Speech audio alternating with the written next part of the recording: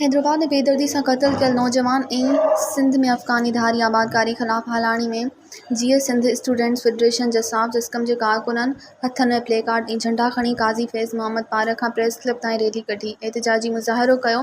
Rally जी अॻवानी शाहज़ेब गादी Sarang Sindhi comrade सदाकत नागराज महबण गादी माजिद हाले पोटो सरमन गादी इकरार मल्हा अली घुर ख़ासकेली ॿियनि कई।